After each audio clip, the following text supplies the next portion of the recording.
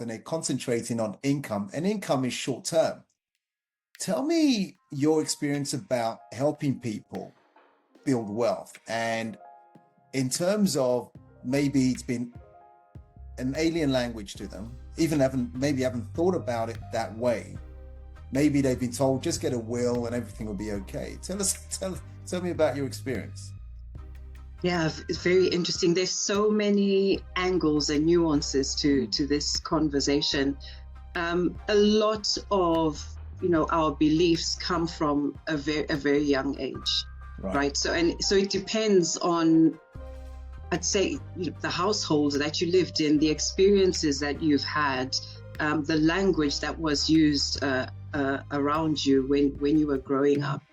Because when we come to a place, what I'd say is when it comes to money and wealth, there is that fear. And I think for a lot of people, for example, I gave you my experience where the wealth just disappeared. Right. In my view, but it actually wasn't the wealth part that was the issue.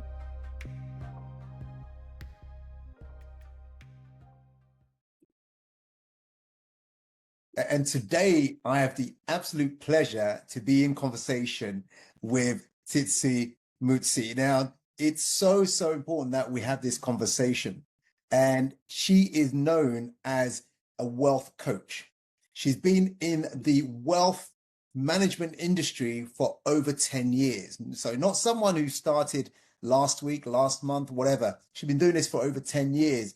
Having overcome her own personal financial challenges, she turned that around, created her own blueprint that she shows people exactly how to manage your money, how to create wealth for the long term, not just for the short term. Tsitsi, thank you so much for jumping onto the Business and Wealth Show. Thank you so much, Mac. I mean, if I ever need someone to do an intro for me, I'm calling you. No problem. For you anytime. Thank you. It's great to have this conversation because one of our mutual friends said, "Hey, Mac, you need to speak." And I spoke with you. I thought, wow, this is great stuff. Let's podcast. So thank you for jumping on.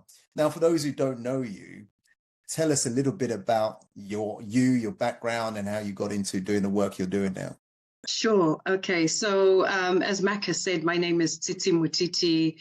I have been working in the wealth management space for over 10 years now. And the journey into wealth management was not what I expected. I really did not want to be in financial services because in my head at the time, I was in my late 20s. I thought to myself, well, this isn't a space for me. I don't have lots of money. I don't come from lots of money. All the things that I had, everything was just no. I was not ticking any of those boxes. I believed I didn't go to the right schools, etc.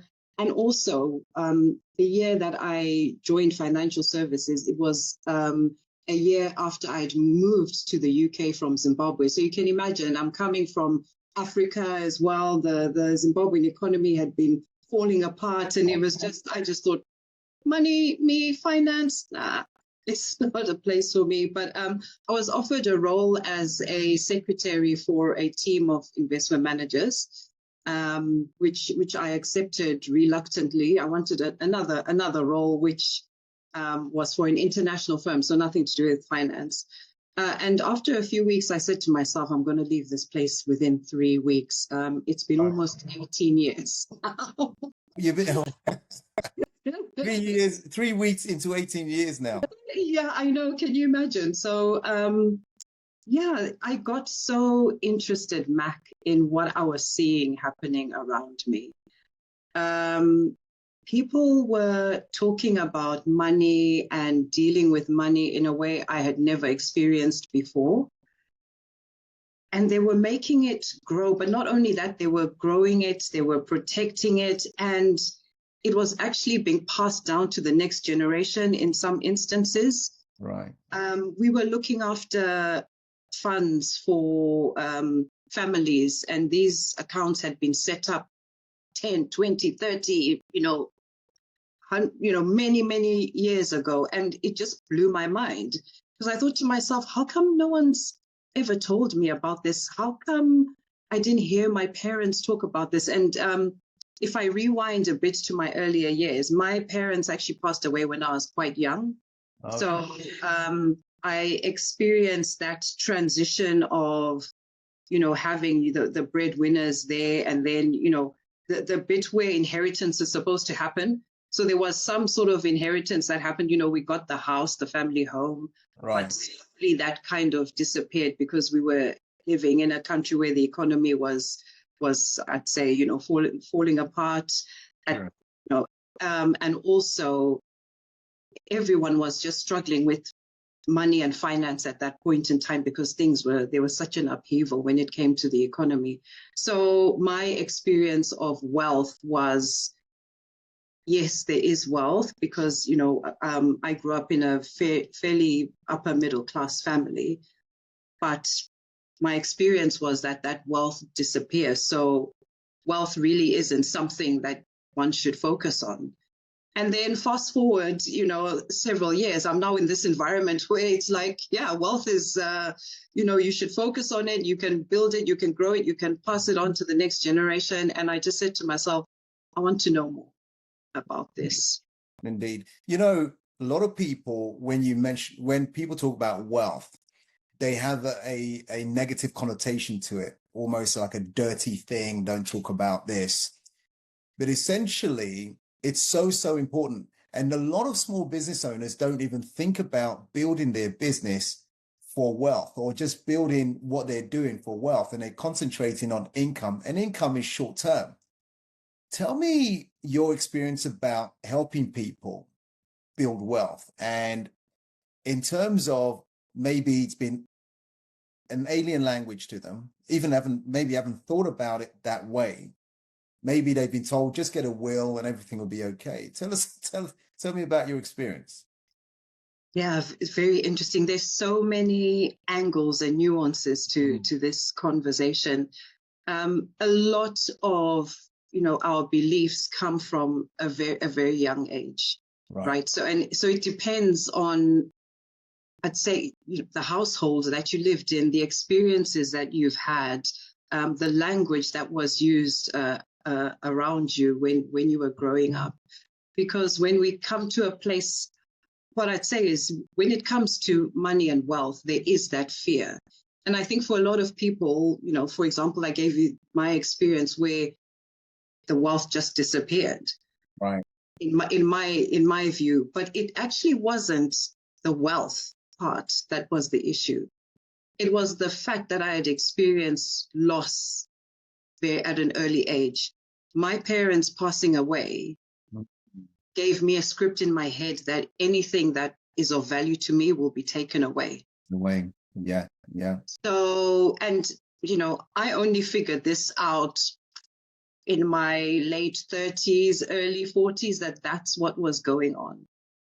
Wow. So it manifested itself in terms of how I thought about money. I was very quick to give money away.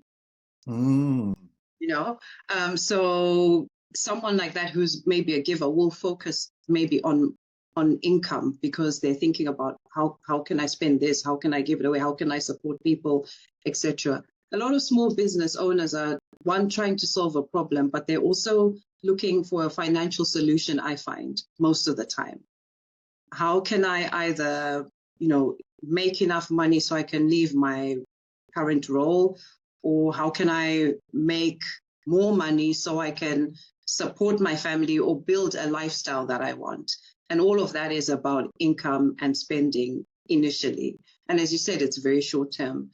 But there's the other side where there's building of assets that can actually work for you. And, that business that you're building eventually should be something that has parts that work on autopilot, that produce income for you. But the business itself should actually be growing in value, because that's where you now find people exiting businesses and suddenly they've got, a large lump sum of money, which now gives so many options. And this is where you can now pass on the wealth to the next generation. So I've gone round the houses a little bit, but why I feel it's important, especially for small business owners, to focus on building wealth and not just income, is because when we build wealth, we're not only building wealth for ourselves as individuals, but it trickles down. It trickles down to our family, it trickles down to our communities.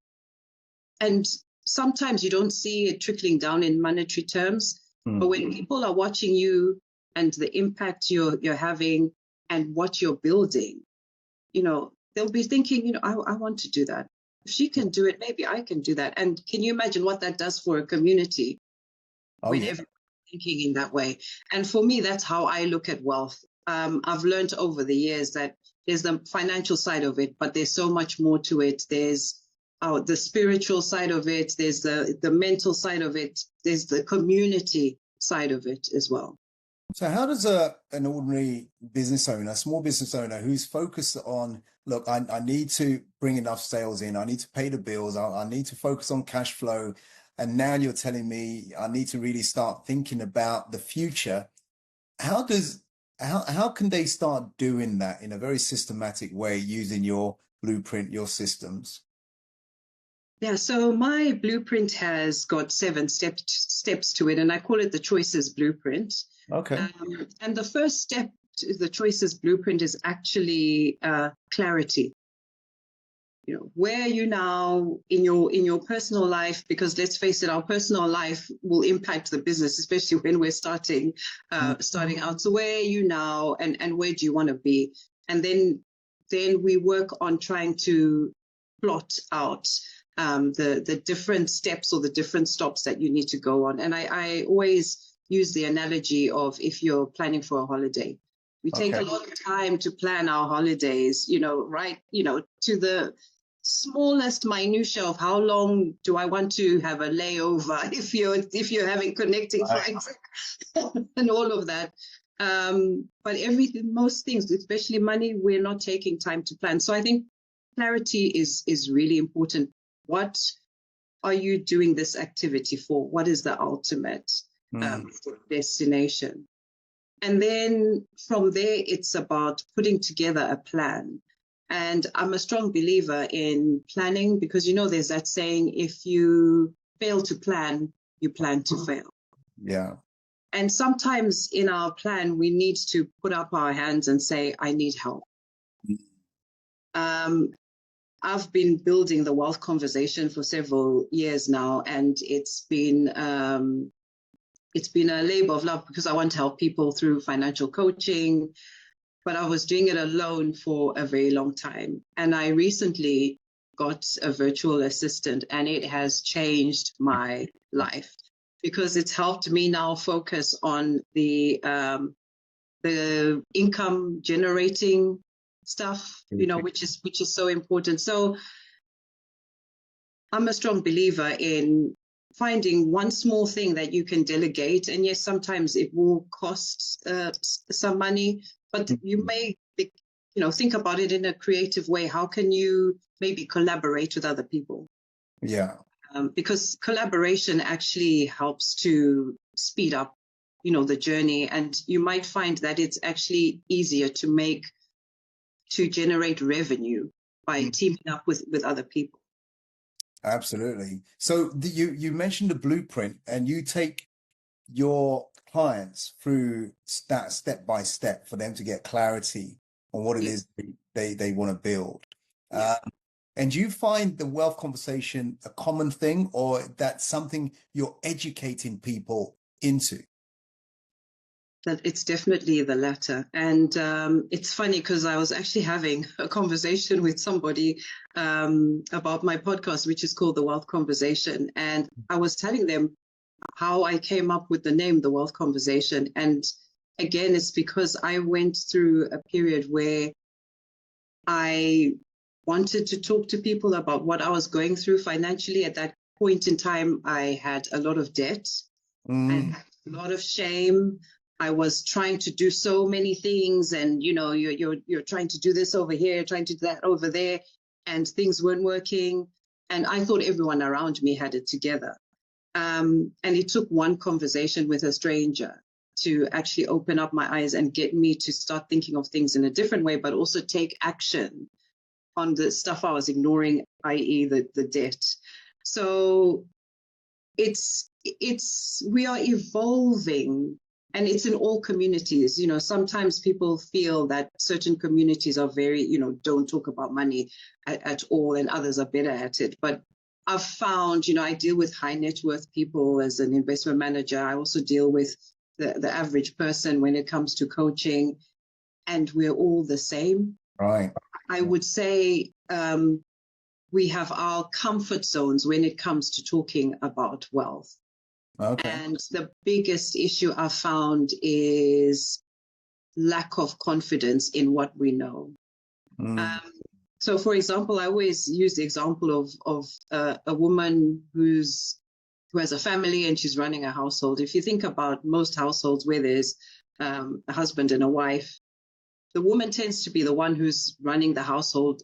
She actually makes financial decisions about how money is going to be spent every single day. True.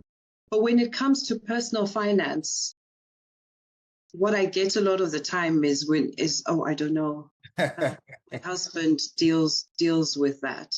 And you think to yourself, you're making financial decisions every day. So I think we've been socialized in a way to view those financial decisions as not financial decisions. They're just things that you do.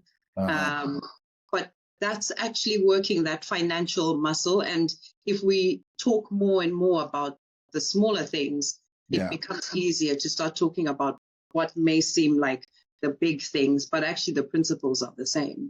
And the principles, yeah, I love that. You know, the one thing I was to ask you is this: have you noticed the difference between how high net worth individuals treat money, talk about money, and also in terms within their family, or maybe talk to their children or other people around that money, compared to ordinary, common people who really don't have that high net worth, but just maybe above surviving, things are okay? Is there a difference in the conversation in terms of outlook, perspective, and what they treat in-house and how they converse? Yeah, I would say yes. And I think the main difference is because these two groups are at different stages. So the high net worth has been that person who's trying to build that business or build that career. And so they've been through the stage of it's all about income. Right.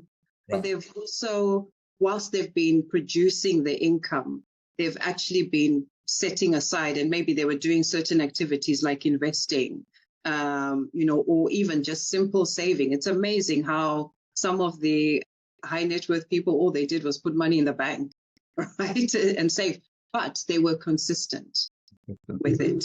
So they were consistent. They chose one thing and they focused on it, and they were consistent. And, a lot of people talk about tithing. They're very consistent with that, which is great. But I always say, also think about giving to your future self. Yeah. Think about the future. Also think about the unexpected. In terms of the conversations, of course, because, we talk through our experiences, right? So if you've been through the journey of not having much wealth or money, and you've built wealth, or maybe you've inherited wealth and you're the custodian of this wealth, your outlook on life, your conversation will be different to someone who's just purely focused on just trying to build income, trying to build a business, because you're really focusing on that. Right. But I think what I do see in the high net worth space is they're having those conversations constantly, and they're having conversations with different people. They have different groups that they have conversations with, and they know that with this group, I'll be talking about this part of wealth. And with that group, I'll just be talking about, the leisure activities, whether it's golf or yoga or whatnot, or just life stuff. And I think it's very important to be discerning about, and also discerning, but also deliberate in finding people to have these conversations with, because it really does help to set the foundation. One thing I'll add, I do believe that for a long time, conversations about money and wealth have been kept quite closed. But we're living in the internet age. There's so much information out there. It's a wonderful time actually to be trying to build wealth and a business, because there is so much more information out there. I think what might be an issue is how to filter all of that. Yeah, absolutely right. I remember the turning point for me in terms of studying wealth, studying finance, was having my first business, an IT business, which started losing money because my business partner had cheated and disappeared, siphoned money out of it. Now I'm borrowing money on credit cards and loans to the tune of 100,000, and I found myself broke and struggling. I felt like a failure.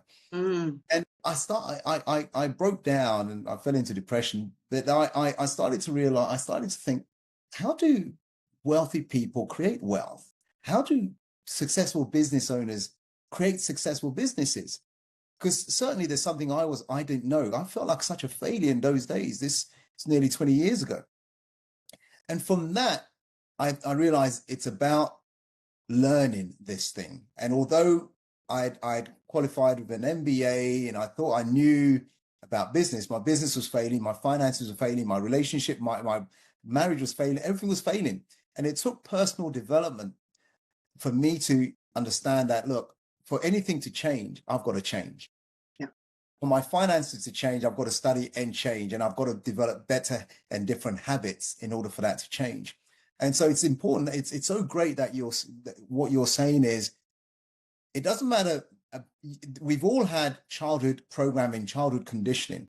And some of my childhood conditioning was, if you want to make money, work hard. My parents worked very, very hard. So I worked hard until I realized that, look, you've got to set up the right team, the right systems, the right processes. And so I was able to build these multi-million-pound businesses. So that gave me the freedom. But I had to study that. I had to study wealth. And so when I come across your work in wealth coaches, I didn't find anyone like that back in the day. I read the books, I went to the seminars. That's what helped me, and I got coaching that helped me. So it's so important that you're doing the work you're doing. Now, thank you. Yeah, it's great work. Let me ask you, so if someone wants to create financial freedom or get to a certain age in their life, maybe your blueprint already has this, where they say, okay, by the age of 45 or 50, I want to be living in this country. I want to be doing this kind of work. I don't want to be, do you have a step-by-step you could take them through so that doesn't matter what age they are, when they reach that milestone, they've actually got that set up so they can have that, you want to call it financial freedom or whatever it is, so they can enjoy the life that they want. Or it could be something they want in the next 5 years or 10 years. I don't know. Yeah, great question. The Choices blueprint is the blueprint. First it's about clarity, right? And then it's about, as you touched on, looking at your habits and understanding what are these habits that are not serving me, and what are the habits that are serving me. So, one of the habits that I have is I'm a planner. So I am very good at planning. I've got the spreadsheets and everything, but I'm also a giver. And the giving was destroying my ability to build wealth. Right. Okay. The giving. And so identifying those things is a game changer, I found, for a lot of people, because you end up finding that, and sometimes you find someone is more focused on the security aspect of life. So they're squirreling away money. They're not making that money work for them. And, and that could be maybe by trying to start a business, or even putting it in a high interest rate savings account, or looking at products that can make some of that money work for them. So there are all of these psychological things. And then we look at the third step, which is overcoming some of those internal beliefs that have been holding us back, and really understanding it. And, looking at how we're spending our money. Is the way you're spending your money speaking to what you're telling me you want to achieve in the next 10, 20 years? Is it telling me? Because I can tell a lot by looking at someone's bank statement. Mm. And I would encourage anyone listening or watching this podcast to actually print off 2 months worth of your bank statements and just look at the numbers, look at where you're spending your money, and ask yourself, what is this telling me?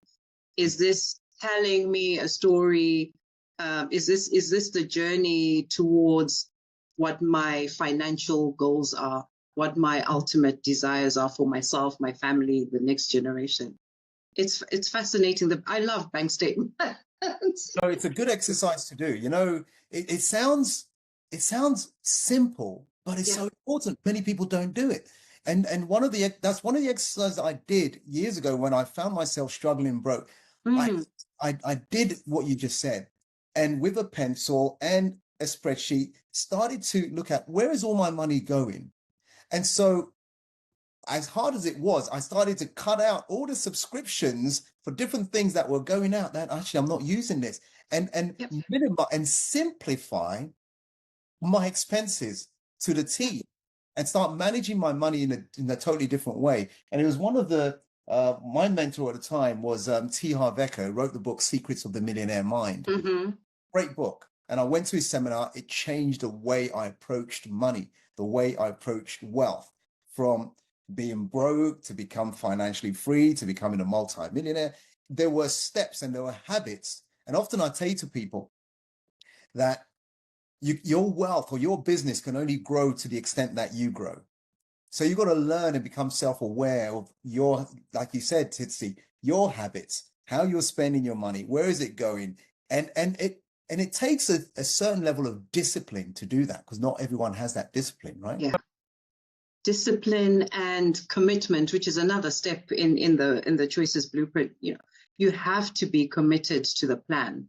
And that commitment will mean that sometimes people will say, oh, let's go on this trip, you know, somewhere overseas. And you really want to go. You've always wanted to go to that place, but you say you can't go.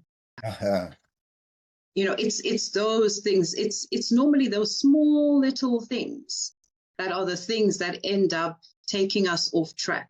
And then suddenly it's 5 years down the line and you're thinking, oh my goodness. And, you know, I've been through that cycle many times where I'm going to save, I want to save, and I'm saving.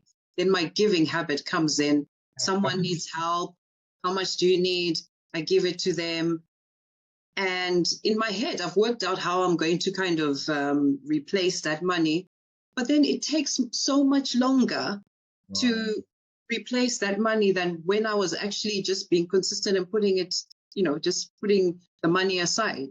So being aware of the triggers, what are the things that cause you to go off track?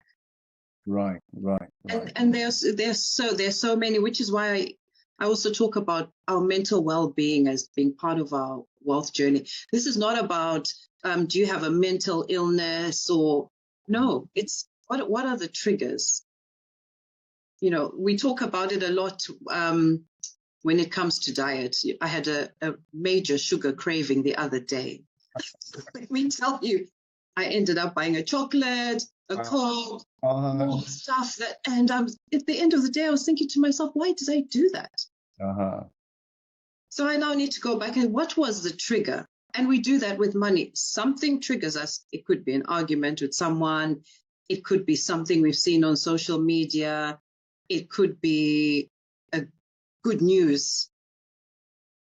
You know, good news triggers maybe celebration. You go out or you meet up with people and suddenly you're spending a lot when you're out. Wow. That's a good point. See, I'm glad you said all that, because people sometimes don't even think about it, that unconsciously, maybe they've been triggered by an event or by something they saw on Instagram unconsciously, because they don't have that discipline in place. Fantastic. Listen, how do you work with people in the sense that they've come across you, they love what you're saying, and they make a decision that, look, this is what they want. How do you start working with them so that they can get onto that journey to create the kind of financial success or result they desire? Sure. There's a few ways, but I guess the starting point is, I'd have a discovery call with them and find out exactly what it is that they are hoping to achieve. Because we all come with these grand ideas, and sometimes I have to bring them down to center and actually say, okay, you've got a great income, or your business is making a lot of money, but it's, the numbers aren't adding up. So there's something there. We have to build look at the foundation. And I always talk about building wealth like building a house. Right. A house has to stand on a very strong foundation, and that to build that foundation, the construction company has to dig down first. Right. So what we see of the house on the top is because of what is down underground. And that's what we have to do. Let's go deep. Let's unpick some of those habits, some of those triggers. Let's put a plan in place. And so I need to understand the individual first, because I'll be honest, some people have come to me for coaching and I've had to say to them, I can't help you at this point. What you need, first of all, is therapy, because some of the traumas we don't realize it until we're trying to get somewhere and we just can't get there. We just can't get there. So sometimes therapy is needed first to unpick, because I have worked with some people where there's been a lot of resistance. And it's not that they don't want to build wealth. It's not that they don't want to have money. It's not that they don't want a good life, but there's something there that's stopping them. I agree. Sorry, Karen. I was going to say that deep-seated trauma or historical trauma that may be unconscious, may be the block that you're going through in terms of your business not growing, or your wealth not growing, or your money situation seems to be in a constant loop and cycle that nothing is improving. So I would agree with you that if that is you, do get coaching, do get therapy, do get support from a deep subconscious basis, that these things can be cleaned out, and so that they don't get in your way. And I suppose then Tsitsi can do what she needs to do from a foundational level to help you grow that empire, wealth that you want. Fantastic. Great. I love it. I love it. I love it. Yeah, it's so important. And, I'll put my hand up. I didn't believe in any of that until I started understanding myself, and I started asking the questions. Why am I doing this? Why am I exhibiting this behavior? Why is the money adding up? It wasn't like I wasn't earning decent money, but why is all of this happening? Right. So now when I talk to people, I remember once talking to my daughter, because she came home from university and was acting really weird. And I said to her, show me your bank. And she had taken an overdraft, so she was in her overdraft. And I had said to her, why are you doing this? Why? I told you not to get the overdraft. I told you that when you set up a bank account, the bank is going to try and give you a credit card and an overdraft. And it's so interesting to hear people's answers. And for her, it was really something that happened at school. She was comparing herself with somebody at school. That girl appeared to be from a wealthy family, and she seemed to be the one with all the friends. So, for my daughter, it was a case of, I need to appear to have money. And I wonder how many adults are in that loop. Yeah. And don't even know it. You're absolutely right. I've got 3 children, 24-year-old, a almost 20-year-old, and a almost 18-year-old this year. And with all of them, since they were the age of 4 or 5, we've been talking money. By the age of 10, they could talk about liabilities, they could talk about assets, they could talk about expenses, they could talk about passive income. They understood what financial freedom is.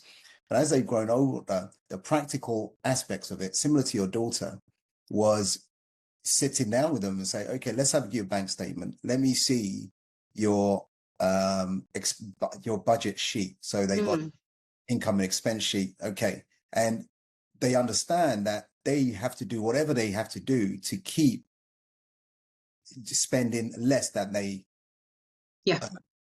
right. And so it's simple but so important. And if you're a child, or if you, even for yourself, look at it. Do a sheet. And I suppose, Tsitsi, you've got all these tools and frameworks that it's a spreadsheet. You've got you look at all that. Workbooks. There you go. You've got all that. That's why it's so important that people talk to you, because often we're not brought up that way. The school system is not set up that way, and people struggle, not knowing that there is another way of doing it, a much simpler way that when you follow it, things become easier, right?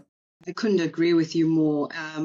I don't know what needs to happen for the educational system to change. I know a lot of people are putting their voice to getting financial education into the education system here in the UK. It is so important. If I think about what I learned doing GCSE maths, and I'm showing my age, I don't even use it, right? But it's so important to understand how credit works, because credit, some people view it as very bad. They don't want to touch it, but actually there's so many positive aspects if you know how to use it. And I love what you shared about how you talk to your children about wealth and how you've had that conversation with them. Not many people have got that confidence to talk to their children or family, and I think that's okay. It's more important to maybe find people or listen to people who can impart that information and knowledge. But I always say, whatever you hear, do your research as well.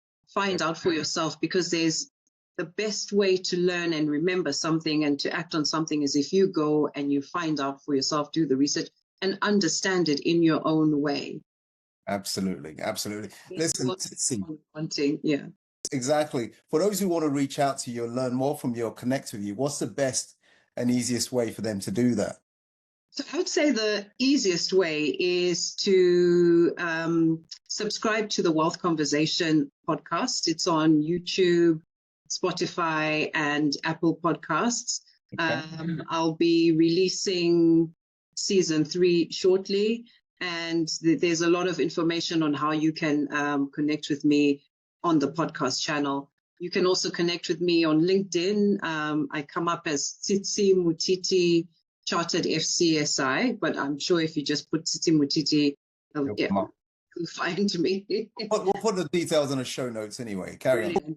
Brilliant. Yeah. So those are the main ways. There is a Wealth Conversation Instagram page. I'm not very active because I'm very busy doing stuff, but I'd say the podcast is probably the best place, because there you can also get information, and I also interview guests who've got different skill sets to me in financial services, and that might be helpful. Superb. I'm sure it will be. Listen, I want to say thank you, Tsitsi, for your wealth of knowledge, for your experience, for sharing from the heart and from experience exactly what's going on, and for being open to help people to do that. That takes a very special person to do that. So continue doing the work you're doing in this world. Thank you so much. Thank you for being on the podcast. Thank you. Thank you for inviting me. It's an honor, and it's nice to be on the other side of the podcast equation for once. It's phenomenal. I also think you're doing amazing work, Mac. Keep pushing, keep helping people build wealth. It's so needed in many communities. And I guess for me, the last thing I'd like to say to everyone is, remember, it's not about how much you earn. It's about how much you keep. Absolutely. And on that note, remember what we said at the end of the podcast: build your business for wealth, not just for income. Income is short-term, wealth is generational and legacy. Keep doing what you're doing. Build your business for wealth and freedom. Until we speak next time, thank you. Thank you all for tuning in. Remember to like, subscribe, follow as well, depending on which channel you are on. Leave some notes as well. Ask some questions. What did you learn from Tsitsi today? And yeah, just ask some questions and let's make change happen. Tsitsi, thank you again. Until we speak again, bye for now.